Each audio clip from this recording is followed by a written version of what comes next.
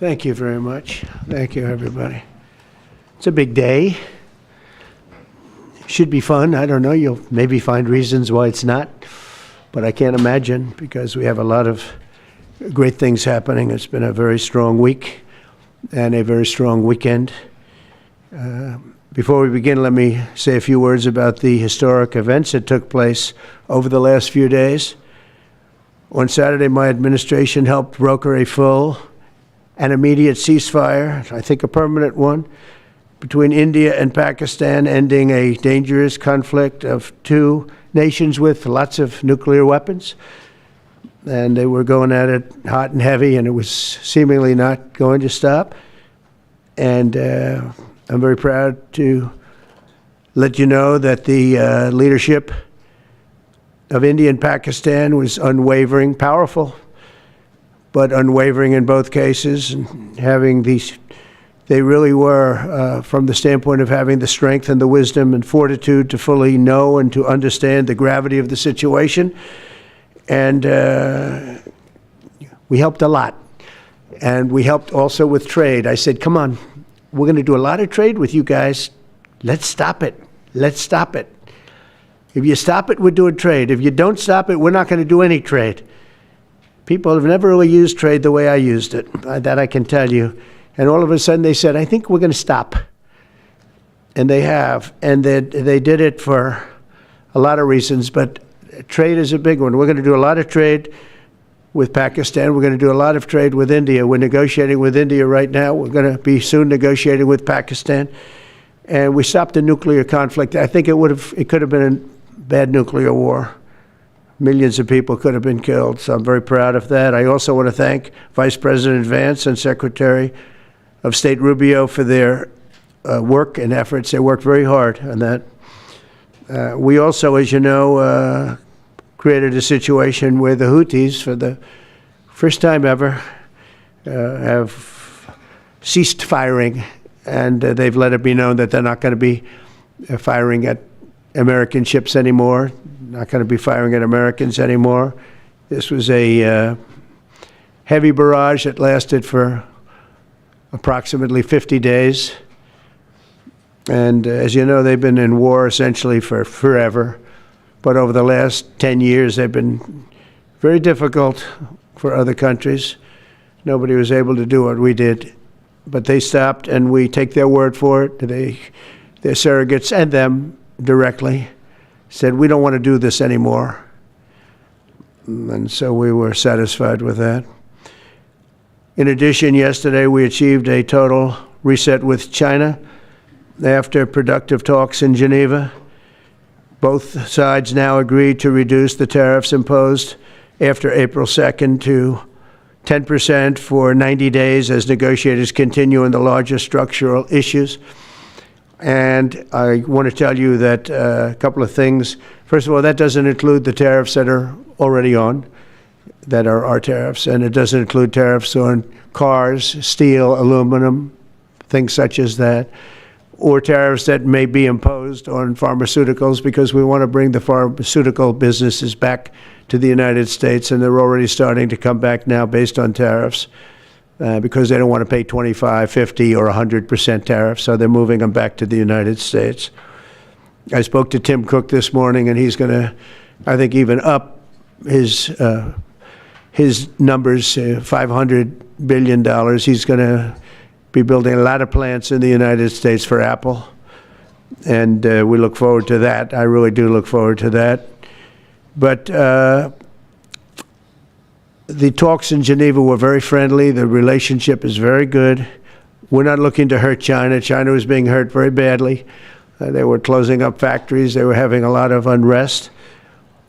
And they were very happy to be able to do something with us. And the relationship is very, very good. I'll speak to President Xi maybe at the end of the week. We have some other things we're doing. But one of the biggest things that we're doing, and I don't know if people realize this, but we made a great deal with China, a great trade deal, but it was a much bigger deal originally, and then they canceled it right in the last day. Some of you faces I remember were there when that happened. I remember you. And we had a deal where they opened up their country to trade with the United States. And they took that away at the last moment, and then I canceled the whole thing. And then 6 months later, we ended up doing a smaller deal. But it was a big deal. It was $50 billion worth of product that they were going to purchase from our farmers, et cetera. And we agreed to that. People thought it was 15 because they were doing 15. We made it 50 because I misunderstood the 15. I said, you got to get 50. Because when I asked, if you remember the story, when I asked, what are we doing with them? My Secretary of Agriculture at the time, Sonny Perdue, said, sir, it's about 15 billion and we're asking for 15. And I thought he said 50. So I said, so they came back with the deal at 15. And I said, no way, I want 50 because you said 50. They said, sir, we didn't say that anyway. Bottom line, I said, go back and ask for 50. And they gave us 50. And they were honoring the deal. And we would call them up a lot for the corn and for the wheat and for everything. They were honoring the deal. And then when Biden got in, they no longer honored the deal. There was nobody to call. I would call on an average of once every 2 weeks to say, come on, you have to speed it up a little bit. And our farmers were doing great. I said to them, buy more land and bigger tractors, if you remember. That's what happened. But the deal was a very good deal. But the best part of the deal was that we opened up China. China agreed to open itself up to American business to go in. And it would have been a great thing, I think, for China. They would be able to see things that they haven't seen. They would be able to buy products that they had never been able to buy. Would have been great for American business. I think it would have brought unity between China, better unity between China and the United States. And the bottom line is that they canceled it the last day. We were all set to sign it, and then I went a little bit angry. I got a little angry. I said, they canceled the deal. The deal was done. It was all ready to be signed, and people went over, they came back to me, sir, they don't want to sign the opening up China. Well, the biggest thing that we're discussing is the opening up China, and they've agreed to do that, but it's going to take a while to paper it. You know, that's not the easiest thing to paper. But that's the single, I think, to me, some people would disagree. Some people would say we're getting a lot of money with tariffs or whatever, but, you know, especially when you add what we already have, because remember, we're already getting the 50% on steel and different things. That's not included in these numbers, so you can add that. But the biggest thing to me is the opening up. It would be, I think it would be fantastic for our businesses if we could go in and compete with China. It would be a lot of jobs for China. It would be, I think, at a time when they can frankly use the jobs. And that's what we're talking about. So that's a very, very important element to add. So when Scott, I watched him speak the other day, and I think he didn't want to say it, but I said, it's okay to say it. Look, if we don't get it, we don't get it. But if we don't get it, it won't be a positive thing. But if we do get it, I think it's maybe the most important thing to happen. Because if you think about it, we opened up our country to China. They have very few restrictions. And they didn't open their country to us. Never made sense to me. It's not fair. And they've agreed to open China, fully open China. And I think it's going to be fantastic for China. I think it's going to be fantastic for us. And I think it's going to be great for unification and peace. China will also suspend and remove all of its non-monetary barriers. They've agreed to do that. Well, they're very numerous. But again, to me, the biggest thing that came out of that meeting is they've agreed. Now, we have to get it papered, but they've agreed to open up China. It's going to be great for everybody. And third, I'm very happy to announce that Idan Alexander, an American citizen who until recently most thought was no longer living, thought was dead, is going to be released in about 2 hours, actually. And he's going to be released before the eyes of Steve Witkoff, who has done a fantastic job. I know a lot of people, they have a lot of talent. I know Steve had a lot of talent. But I know a lot of people with a lot of talent, but there's one that I thought had a special way about him, special personality, aside from being a good deal maker, had a special way about him, and it was Steve. Knew very little about the subject matter, who does, but he learned it in about 2 hours. And he's been fantastic. So I want to just thank Steve. But they're going to be releasing Aidan in about 2 hours from now, or sometime today, let's say. And again, they thought he was dead just a short while ago. His parents are so happy. They're so happy.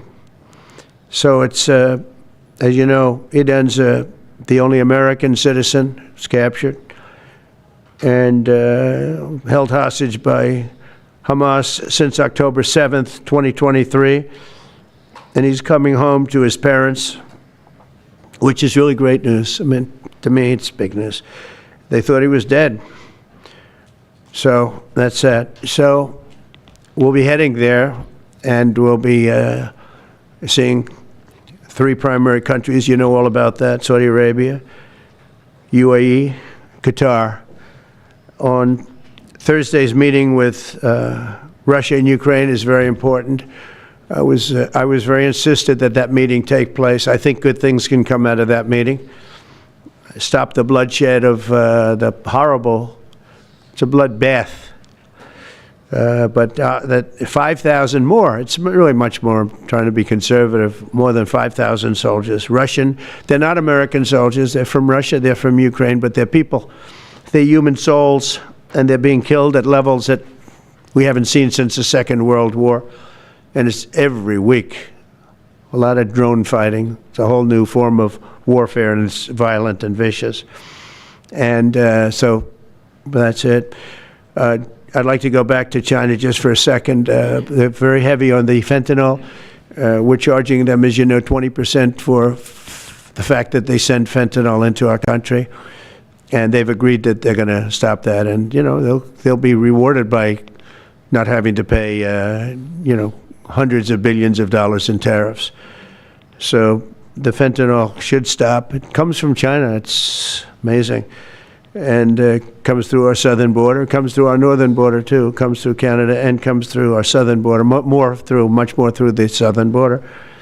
But so that's a very important subject to me, because everybody in this room has lost friends or people that have family members that have died of fentanyl.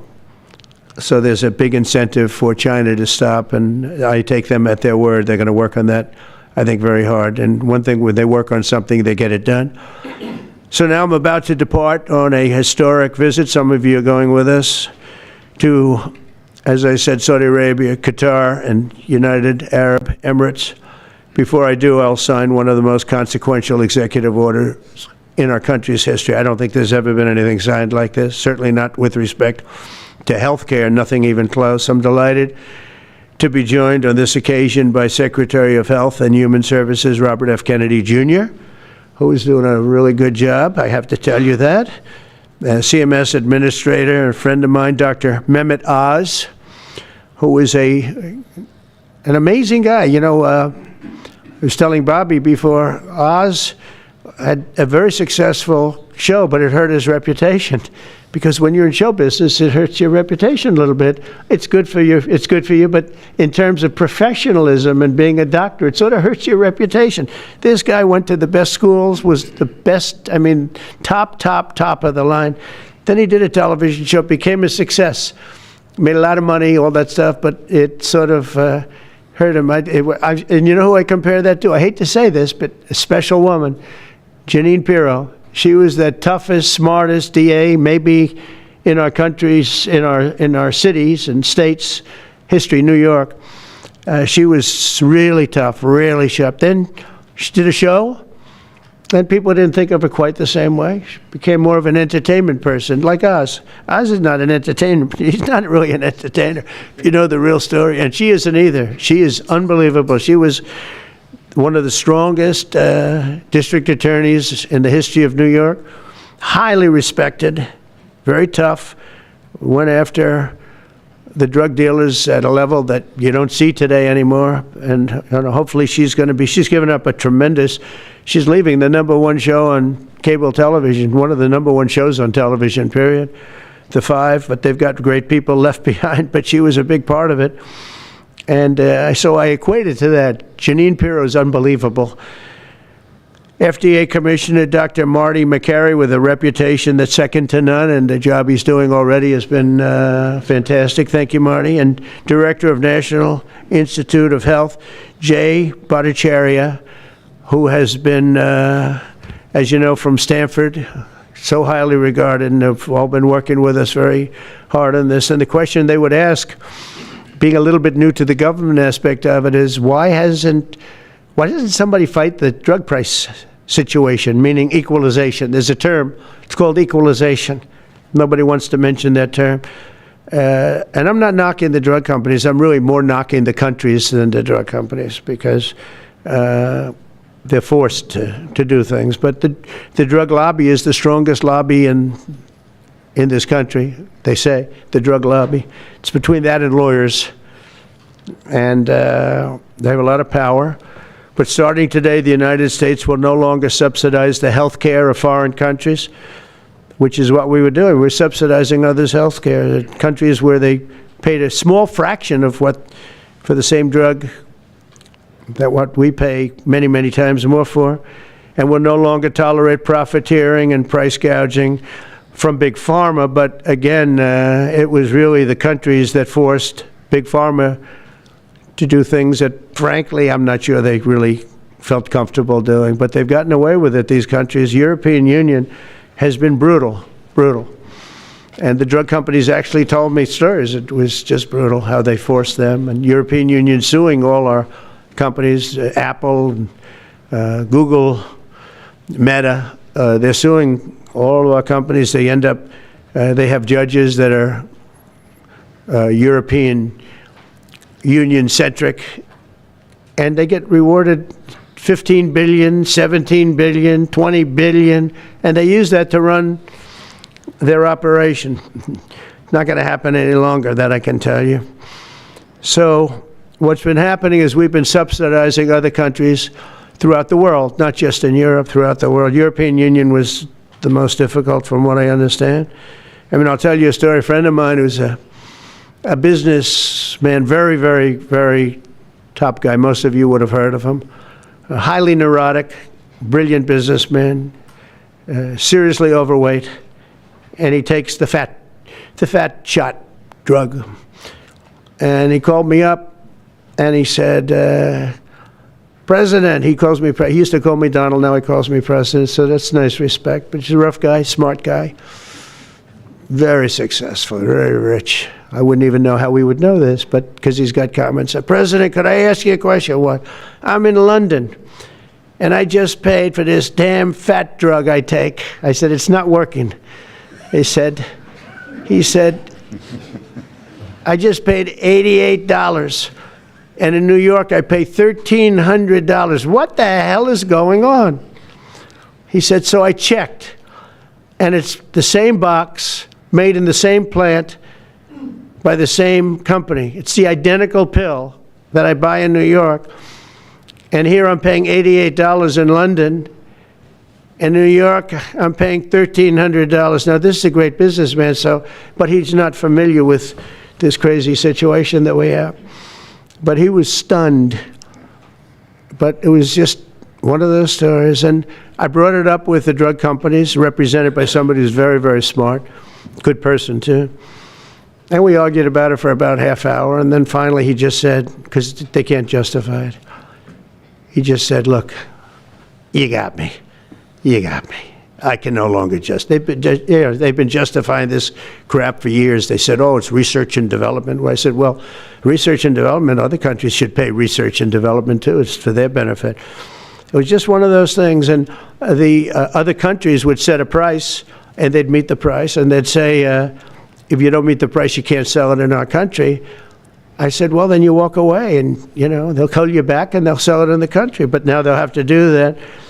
So for the first time in many years, we'll slash the cost of prescription drugs, and we will bring fairness to America. Drug prices will come down by much more, really, if you think 59. If you think of a drug that is sometimes 10 times more expensive, it's much more than the 59%, it depends on the way you want to analyze it, but in one way you could analyze it that way. But between 59 and 80, and I guess even 90%. So when I worked so hard in the first term, and if I got prices down, remember I was the only one to ever get prices down for a full year, but I'd get them down like 2%, and I thought it was like a big deal. Well, we're getting them down 60, 70, 80, 90%, but actually more than that if you think about it in the way mathematically. And farmer has to say, we're sorry, but we'll not be able to do this any longer to these countries that have been so tough. They've been very tough, nasty. It's trade. It's trade. And pharma is also very powerful. And the Democrats have protected pharma. The Democrats, this is the Democrats have protected pharma. These are the Democrats. And by the way, I just called the Speaker of the House, and I just called the leader, our leader in the Senate, John Thune, Mike Johnson. Spoke to both of them. I said, when you score, you're going to have to score two things. You're going to have to, number one, score that hundreds of billions of dollars of tariff money is coming in.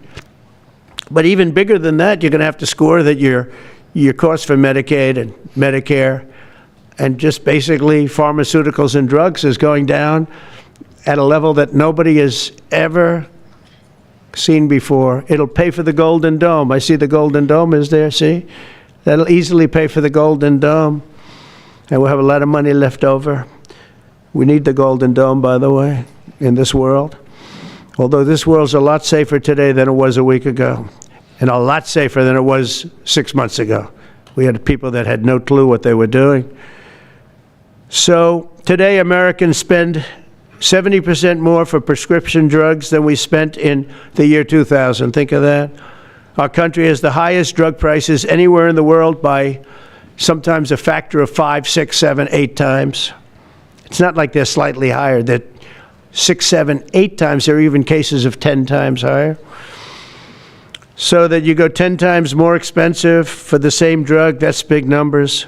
Even though the United States is home to only 4% of the world's population, pharmaceutical companies make more than 2/3 of their profits in America. So think of that. With 4% of the population, the pharmaceutical companies make most of their money, most of their profits from America. That's not a good thing. Now, I think, by the way, I have great respect for these companies and for the people that run them. I really do. And I think they did one of the greatest jobs in history for their company, convincing people for many years that this was a fair system. And nobody really understood why, but I figured it out. For years, pharmaceutical and drug companies have said that research and development costs were what they are, and for no reason whatsoever. They had to be borne by America alone. Not anymore, they don't. This means American patients were effectively subsidizing socialist healthcare systems in Germany, in all parts of the European Union. They were the toughest of all. They were nasty. And I see that with trade too. European Union is in many ways nastier than China, okay? And we've just started with them. Oh, they'll come down a lot. You watch. We have all the cards. They treated us very unfairly. They sell us 13 million cars. We sell them none. They sell us their agricultural products. We sell them virtually none. They don't take our products.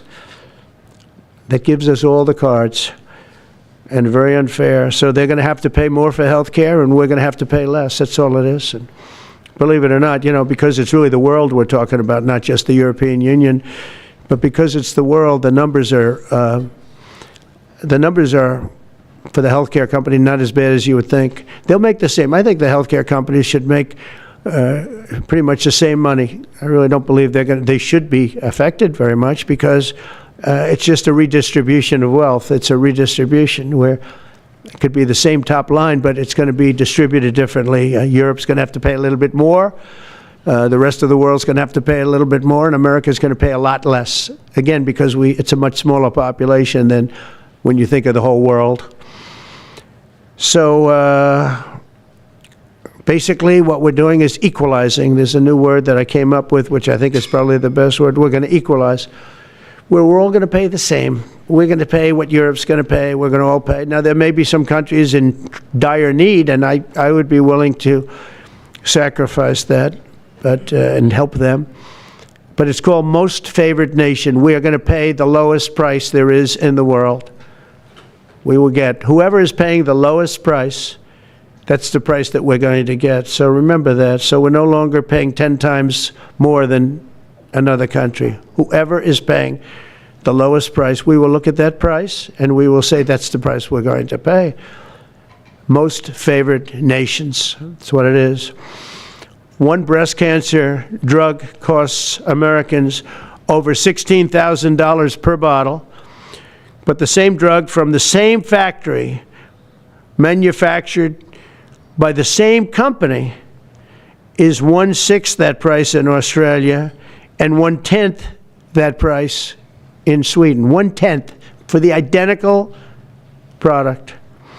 A common asthma drug costs almost $500 here in America, but costs less than $40 in the United Kingdom. So $40 in the United Kingdom, which is where this gentleman told me he paid a small amount for his shot.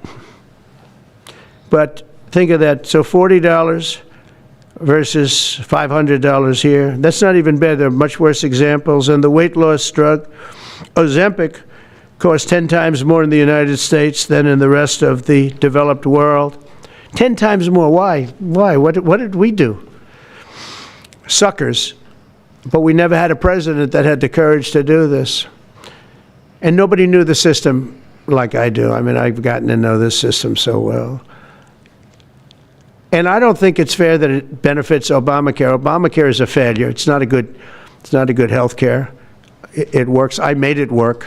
I had an obligation to make it work, or an obligation to let it die. I chose that we had to make it work. I had to make it as good as possible. And I had a choice. I could have let it fail or make it as good as possible. As good as possible means it was still not very good, but it survived. And we did the right thing. But this makes everything work. And I don't want to have a bad form of health care work because of the fact I was able to cut drug prices by 80 or 90%. So we're going to maybe come up with something. I think this gives the Republicans a chance to actually do a health care that's much better than Obamacare and for less money, which if you guys would work on that along with Congress. But I do want to say that Democrats could have done this a long time ago. They have fought like hell for the drug companies, and they knew they were doing the wrong thing. And it's going to be very hard. I was just telling the leader and the speaker that it's going to be very hard for the Democrats to vote against the one big, beautiful deal. The greatest tax cuts in history, greatest everything, but now you have the big drug prices because that's going to be included. It makes that whole situation different from a scoring standpoint. I just told them, I called them up about this. I said, I'm going to do something that's going to be very monumental, and you're going to be scoring. You better tell your people that this is going to score really well. And then add hundreds of billions of dollars in tariffs to your list also. But as big as the tariffs are, this is something that really hits quickly. 5 years ago, I signed an executive order to confront this disaster, but only confront it in a minor way. It was a good confrontation, but never to this extent. And it took people a little while to understand a very complicated system. But Joe Biden, without any knowledge of what he was doing, terminated the policy and then pretended to negotiate under a new system. And then you take a look, 5 out of the 10 drugs that he negotiated are now over 200% more expensive in America than the rest of the world, and far more expensive than when he even got involved. Much more expensive than when he got involved. Joe Biden's plan was as you know, because you wrote about it, you don't say it very loudly, but it was a very big failure, was his whole presidency. First, I'm directing the U.S. trade representatives and Department of Commerce to begin investigations into foreign nations that extort drug companies by blocking their products unless they accept bottom line and very low dollar amounts for their product, unfairly shifting the cost burden onto American patients. And we'll be taking a look at that very strongly. The biggest thing we're going to do is we're going to tell those countries, like those represented by the European Union, that, that game is up, sorry. And if they want to get cute, then they don't have to sell cars into the United States anymore. It's a very big subject. And they won't get cute, because I'll defend the drug companies from that standpoint. They were given a price by the European unions and other countries. This is what you do. This is what we're going to pay. We're not going to pay any more.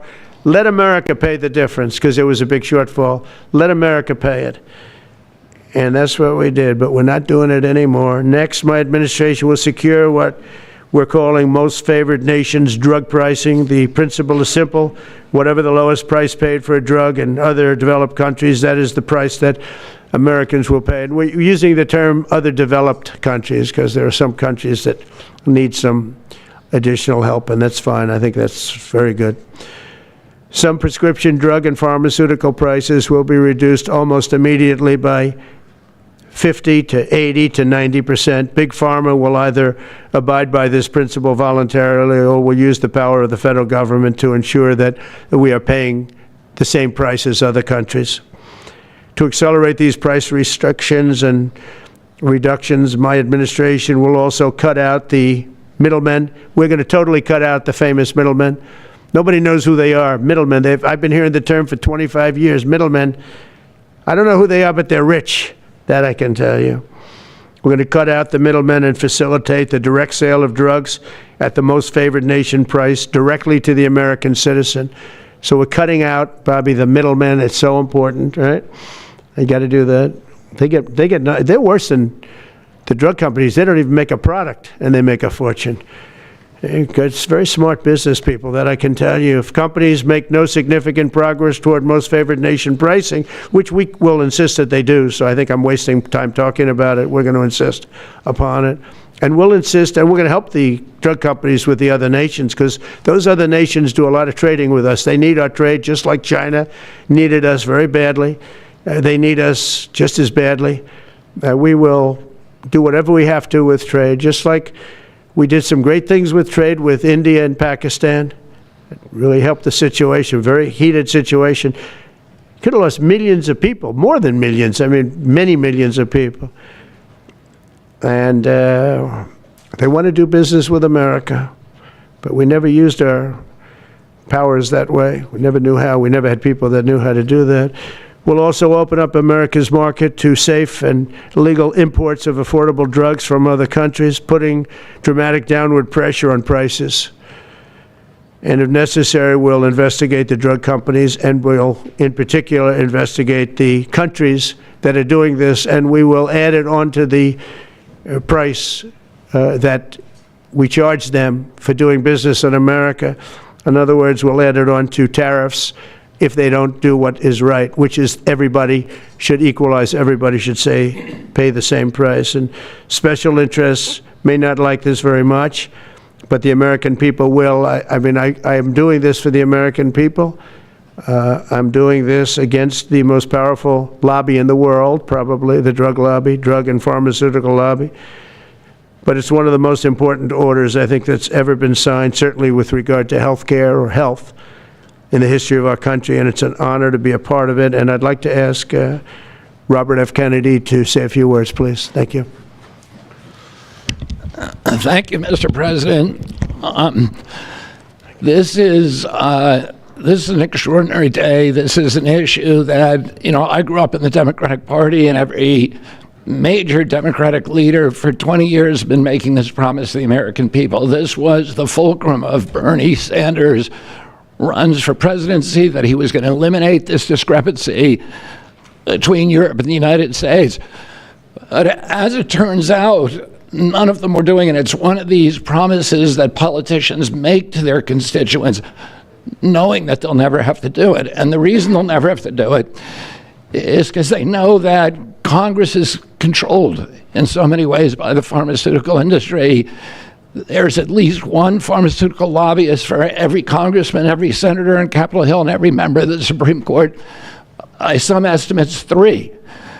Pharmaceutical companies, the industry itself spends 3 times what the next largest lobbyist spends on lobbying. So this was an issue that people talked about, but nobody wanted to do anything because it was radioactive. They knew you couldn't get it by Congress. We now have a president who is a man of his word, who has the courage.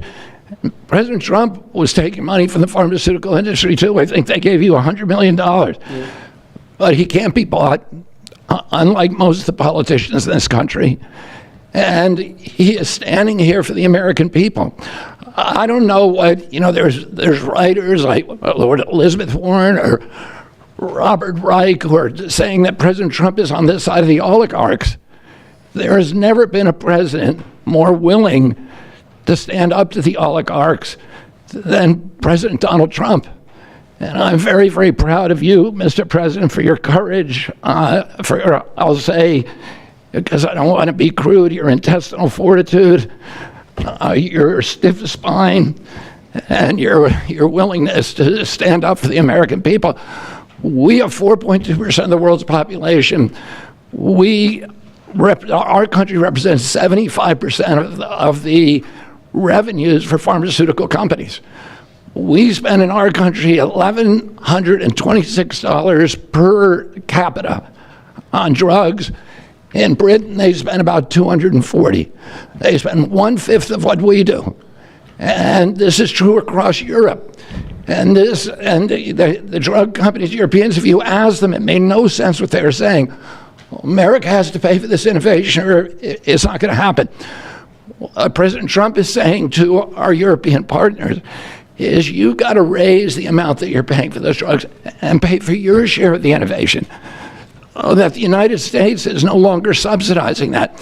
If the Europeans raise the price of their drugs by just 20%, that is $10 trillion that can be spent on innovation, and the health of all people all across the globe is going to increase because we're going to have better products. So I'm just so grateful to be here today. I never thought that this would happen in my lifetime. I have a couple of kids who are Democrats, are big Bernie Sanders fans, and when I told them that this was going to happen, they had tears in their eyes because they thought this is never going to happen in our lifetime, and we finally have a president who's willing to stand up for the American people. Thank you, and Dr. Oz. Thank you, Secretary Kennedy. This is the most powerful executive order on pharmacy pricing and healthcare ever in the history of our nation. And it's only happening because we have a president with the fortitude, the guts to stand up to the withering criticism and lobbying that's going to occur as soon as folks hear about the executive order. So on behalf of the child in Philadelphia who's got an autoimmune disease with a $1,000 a month drug, or the older woman in Los Angeles who's on a blood thinner who can't afford her copay, I want to thank President Trump. God bless you for having the guts to take on this industry. Thank you, sir. Thank you very much. So let's talk about the details a little bit. And this is primarily about equalization, as President Trump said. It's about fairness. Think of NATO as a metaphor. When President Trump said, you've got to pay a little more so it makes sense for all of us, they came up. And the European countries contributed. The same thing we believe will happen in this situation. Most people who have thought about this process agree that it is patently unfair to tolerate the numbers that Secretary Kennedy and President Trump have reflected to you. On this chart to my left is a list of the 10 drugs that were negotiated in the IRA. Again, this is the bill, the law, that regulates a negotiation process. This is the best price that was able to be obtained by the Biden administration. And if you look at these numbers, they actually reflect how much on top of the most favored nation price was being paid by the United States. So the closest to me, and Bob, you can point to the Jardians, the closest one, 289%, the one that's closest to you. That means that we are paying in America 4 times more than that drug costs in other countries. Again, 100% is the baseline. It's 289% above that baseline. It goes all the way down to when we're paying 50% more than any other country. That's the range.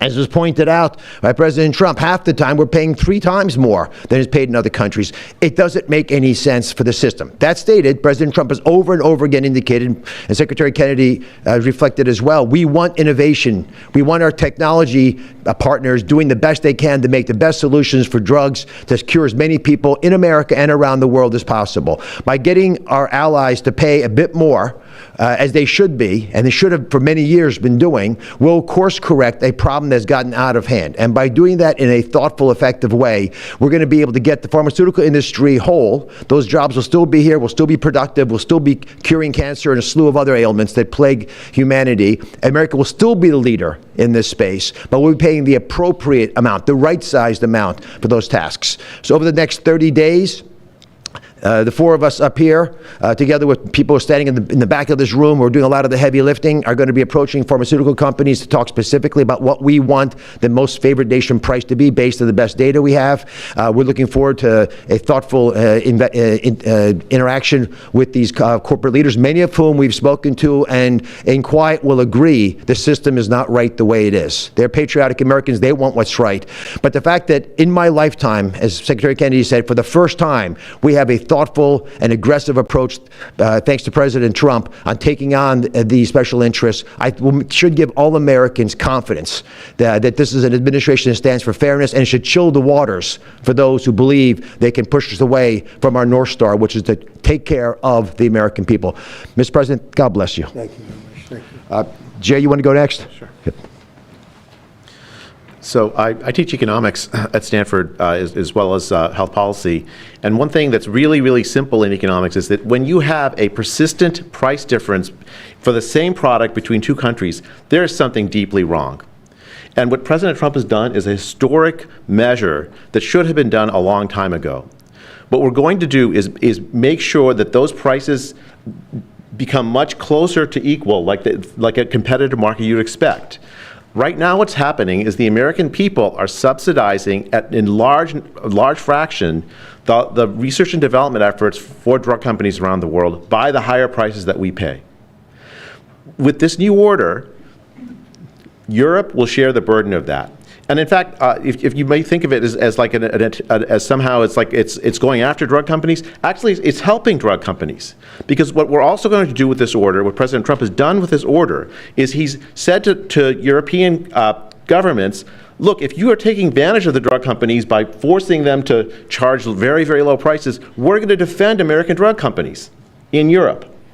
At the same time, we're standing up for the American consumer who's been paying far too high prices for far too long. I can go back decades to point to congressional reports after government report after government report of tremendously high drug prices, much higher than the rest of the world, and nothing has been done about it until this moment. And I'm really, really proud, President Trump, that you've done this. I'm really proud to be included in this and looking forward to the work ahead. Thank you, Jay. Great. All right. Thank you, Mr. President. On behalf of the many doctors I've talked to about this very issue, thank you for taking the bull by the horns. Presidents on both sides of the aisle have talked about this and floated it and said they've wanted to do it, so you've had the courage to do it. Thank you. I've been a surgical oncologist at Johns Hopkins for 22 years, and I have seen patients suffer. We didn't take an oath to heal patients and then watch their life get ruined financially, with their home, mortgage, retirement, going down the drain with GoFundMe campaigns, raising money from church communities and synagogues and friends they haven't seen in 20 years to try to raise money for what? For a system where Americans have been getting ripped off by 10, 12, 15 times higher prices than we see in other countries. The fundamental problem in healthcare is that we've had non-competitive markets. We can do little things around the edges, or we can transform those markets to competitive markets, and that's what this executive order does today. Imagine buying a Ford for $175,000, a regular car, and then hearing that people in London are buying it for $10,000 every day, all day long. That is the craziness of this system. We're going to do everything we can at the FDA to support this executive order. It's transformative. Thank you, Mr. President. Thank you. Thank you very much. So thank you very much, everybody. It's I think it's a very important day. In many ways, you have... we'll start with the Houthis. We go to Pakistan and India. We go to what we did with China, the trade deal, and with UK. And by the way, many other deals are coming in very much. At a certain point, we'll just set the price because we know where we are. But we'll just set the price. But world trade is going to be terrific, and our country is going to be making a lot of money. Taxes are going to go down. Taxes are going to go down very, very substantially. But you look at all of the things that we've done, and now today I'm heading over. We'll see what we're going to do with respect to Iran. I think you have very good things happening there, too, by the way. I think can't have a nuclear weapon, but I think that they are talking intelligently. We're in the midst of talking to them, and they're right now acting very intelligent. We want Iran to be wealthy and wonderful and happy and great, but they can't have a nuclear weapon. It's very simple. So I think they understand that I mean business, and I think they're being very reasonable thus far. And don't underestimate Thursday in Turkey. President Erdogan is going to be a great host, and we are doing some work with him having to do with Syria, too, by the way. We're going to have to make a decision on the sanctions, which we may very well relieve. We may take them off of Syria because we want to give them a fresh start. But President Erdogan's asked me about that. Many people have asked me about that because the way we have them sanctioned, it doesn't really give them much of a start. So we want to see if we can help them out. So we'll make that determination. But I think you're going to have maybe a good meeting. You have the potential for a good meeting, that a meeting wasn't going to take place. I insisted that that meeting take place. And it is taking place. And I think you may have a good result out of the Thursday meeting in Turkey between Russia and Ukraine. And I believe the two leaders were going to be there. I was thinking about flying over. I don't know where I'm going to be on Thursday. I've got so many meetings. But I was thinking about actually flying over there. There's a possibility of it, I guess, if I think things can happen. But we got to get it done. We got to save 5,000 lives a week. 5,000 lives is really more than that. It's worse than that. And when you see and you don't want to see it, but when you see the satellite photographs of the battlefield with arms and legs and heads all over the place, separated by 30 yards from bodies, doesn't make sense. So we're working very hard to see if we can end that bloodbath. Okay, there shouldn't be too many questions. It's been covered pretty well. Mr. President, thank you for taking questions. Two quick ones for you, starting on trade. If a longer-term deal is not reached with China at the end of these 90 days, can the American people expect those tariffs to go back up to 145%? No, but they would go up substantially higher. Okay, and then on... You know, at 145, you're really decoupling because nobody's going to buy. But they can go, they got very high because of additional tariffs I applied during the course because of fentanyl and other things. But no, but they'd go substantially higher. Yeah. And then on Qatar, Mr. President... I think you will have a deal, however. Okay, you're confident that there will be a deal. On Qatar, has Qatar asked for anything in exchange for that $400 million luxury jumbo jet? And how can the American people be so sure that they will not in the future? Well, I think what happens with the plane is that, we're very disappointed that it's taking Boeing so long to build a new Air Force One. We have an Air Force One that's 40 years old. And if you take a look at that compared to the new plane of the equivalent, stature at the time, it's not even the same ballgame. You look at some of the Arab countries and the planes they have parked alongside of the United States of America plane. It's like from a different planet. And it's close to 40 years old, might be more than 40 years old now. And we, when I first came in, I signed an order to get it built. I took it over from the Obama administration. They had originally agreed. I got the price down much lower. And then when the election didn't exactly work out the way that it should have, a lot of work was not done on the plane because a lot of people didn't know. They made change orders that were so stupid, so ridiculous. And it ended up being a total mess, a real mess. And when I came back, I said, by the way, what's going on with the Boeings that are coming in? Well, sir, they're way behind. And they're way behind. They were way behind. Another mess that I inherited from Biden. And it's going to be a while before we get them. And I think Qatar, who we've helped them a lot over the years in terms of security and safety. I think they, and very, very nicely, and I have a lot of respect for the leadership and for the leader, Qatar. And I think they knew about it because they buy Boeings. They buy a lot of Boeings. And they knew about it. And they said, we would like to do something. And if we can get a 747 as a contribution to our Defense Department to use during a couple of years while they're building the other ones, I think that was a very nice gesture. Now, I could be a stupid person and say, oh, no, we don't want a free plane. We give free things out. We'll take one, too. And it helps us out because, again, we're talking about we have 40-year-old aircraft. The money we spend, the maintenance we spend on those planes to keep them tippy-top is astronomical. You wouldn't even believe it. So I think it's a great gesture from Qatar. I appreciate it very much. I would never be one to turn down that kind of an offer. I mean, I could be a stupid person and say, no, we don't want a free, very expensive airplane. But I thought it was a great gesture. And I think it was a gesture because of the fact that we have helped and continue to, we will continue to, all of those countries, Saudi Arabia, UAE, Qatar, and others. We keep them safe. If it wasn't for us, they probably wouldn't exist right now. And I think this was just a gesture of good faith.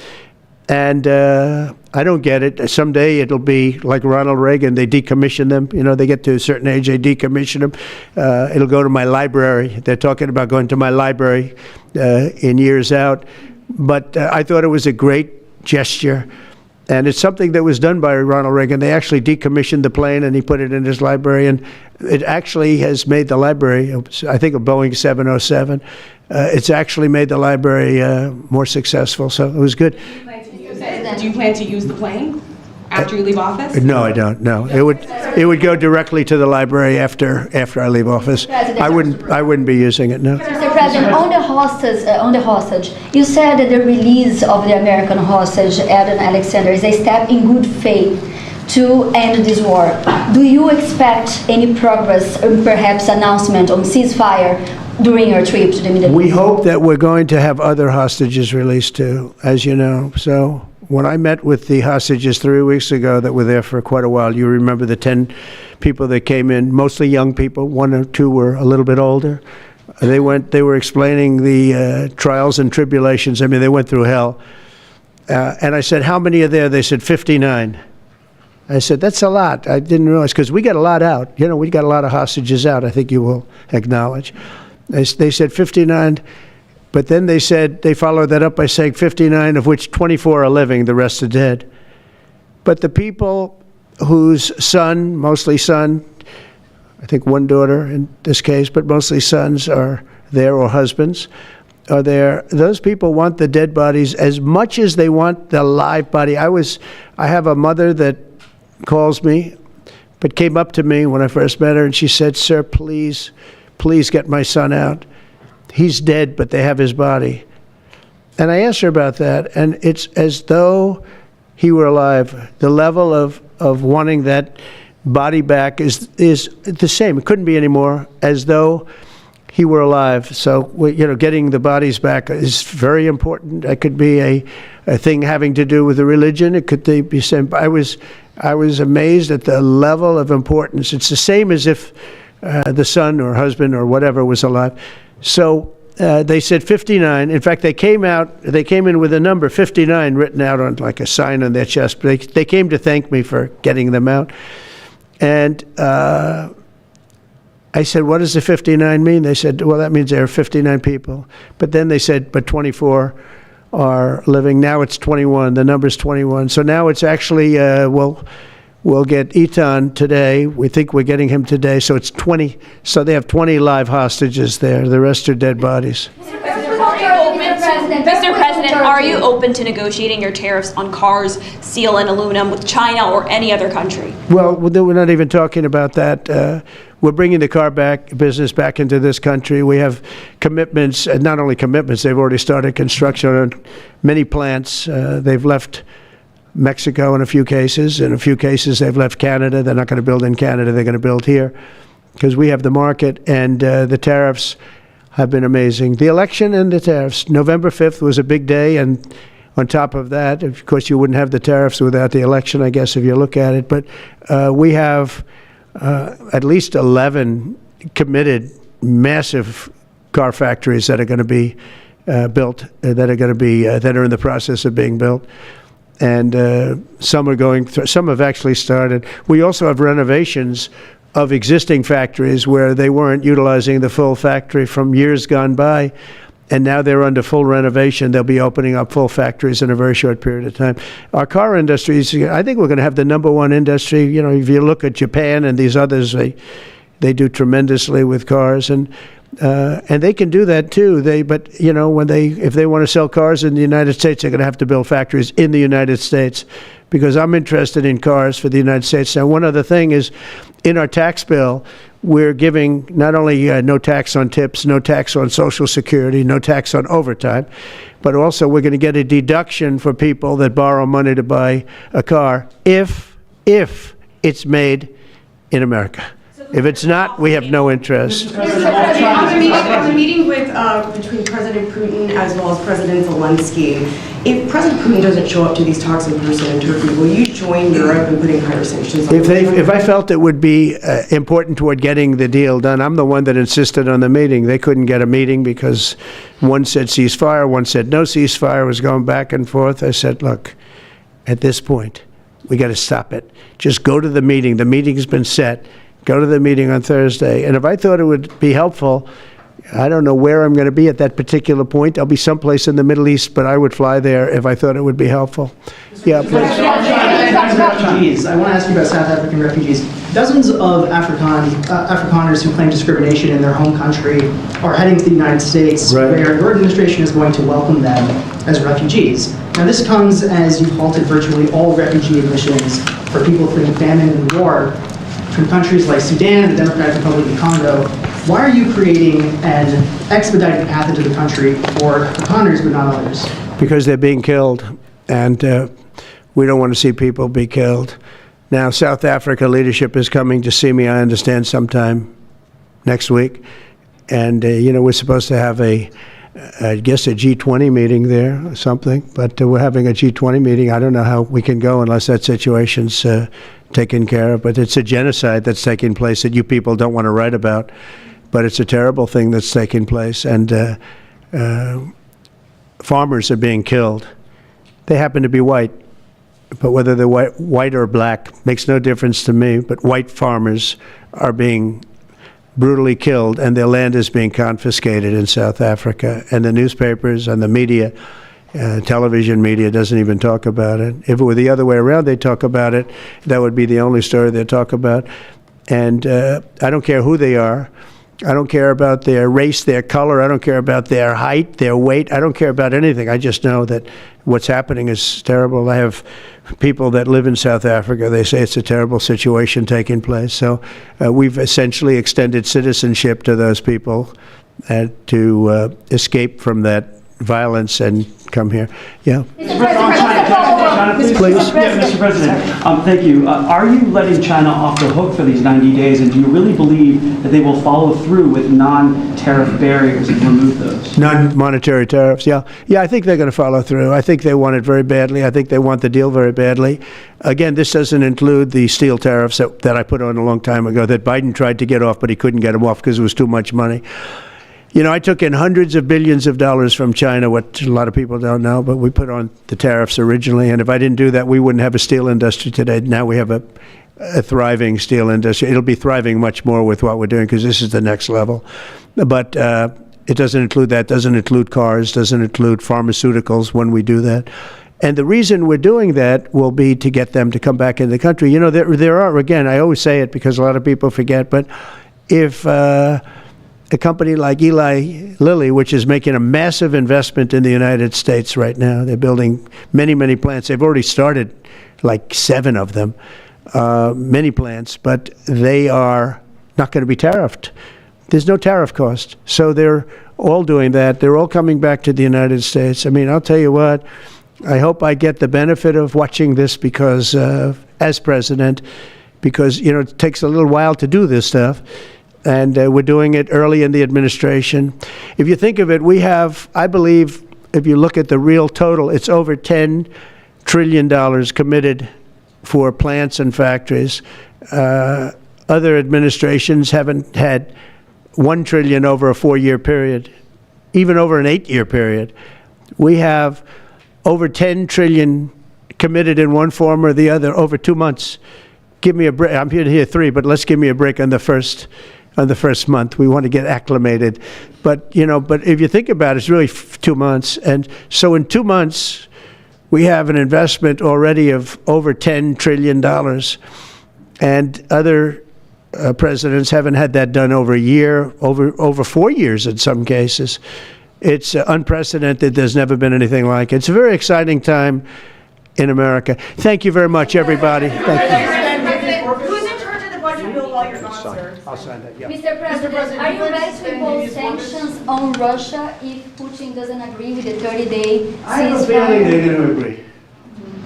I do. I have a feeling. And who's in charge of the budget bill? Let's see what happens. No European countries Who's in charge of the budget bill negotiations? in the negotiations. The budget bill negotiations are taking place. Who in your administration is in charge of that while you're gone? Is it Everybody, Vance, Bobby, Scott from the Bessent? standpoint of medical, this group behind me, I mean, I think it's the best group ever assembled in terms of medical. I think you're going to see a tremendous cut. I don't think, I mean, I know you're going to see it in Medicaid and Medicare.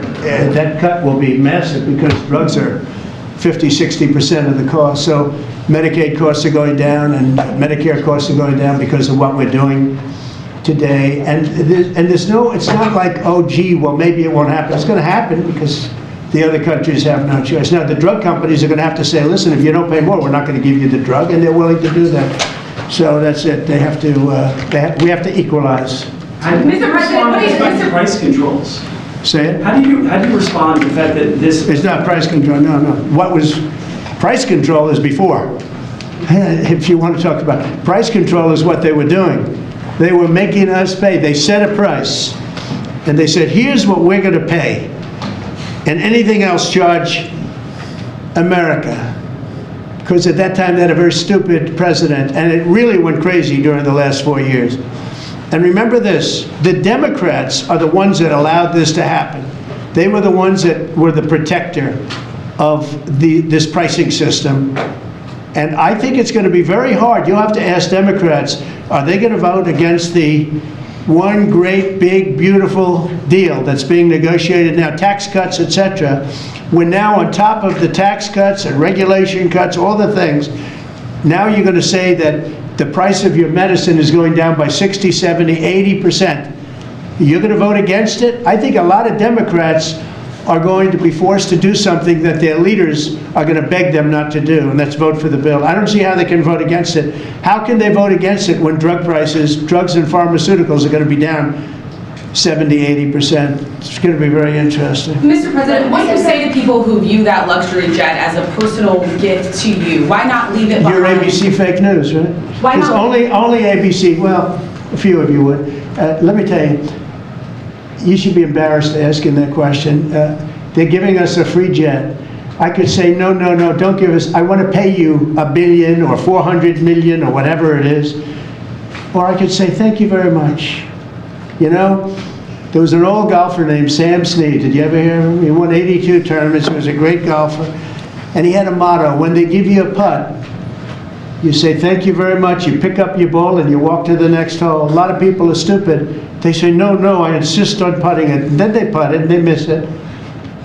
And their partner gets angry at them. You know what? Remember that, Sam Snead.